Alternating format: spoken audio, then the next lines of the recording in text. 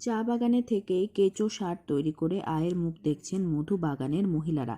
গত বছর 2.5 টন কেঁচো সার উৎপাদন করেছিলেন তারা।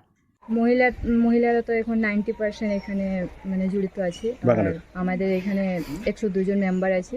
আমাদের কোঅপারেটিভের নাম হচ্ছে মধুবাগান মাল্টিপারপাস কোঅপারেটিভ সোসাইটি।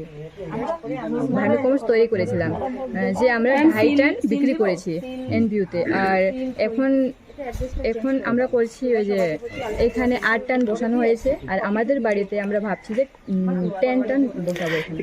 এবছর সার তৈরির লক্ষ্যমাত্রা রাখা হয়েছে 10 টন।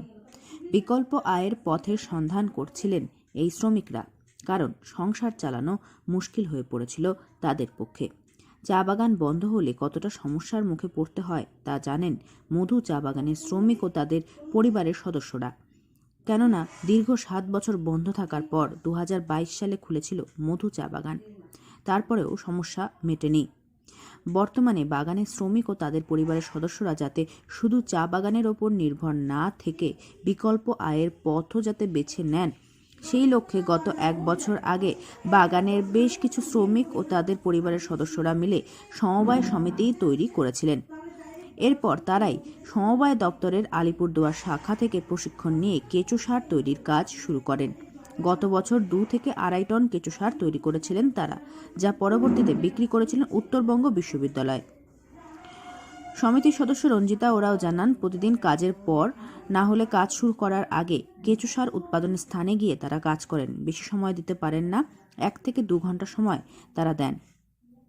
বর্তমানে মধুবাগানের এই সমিতিতে 102 জন সদস্য রয়েছেন। এই সদস্যরা কখন কে সার উৎপাদনের কাজ করবেন তা ভাগ করে নেন। কেঁচো সার একটি জৈব সার যা জমির উর্বরতা বাড়াতে ব্যবহার করা হয়। 1 মাসের বাসি গোবর বা তরকারি ফেলে দেওয়া অংশ, ফলমূলের খোসা, উদ্ভিদের লতাপাতা, হাঁস মুরগির মল, ছোট ছোট করে কাটা খড়কুটো আগে জমা করে রাখেন মহিলারা।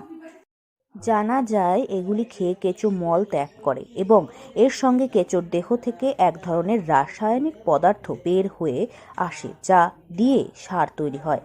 তাকে কেঁচো কম্পোস্ট বা ভার্মি কম্পোস্ট বলা হয়।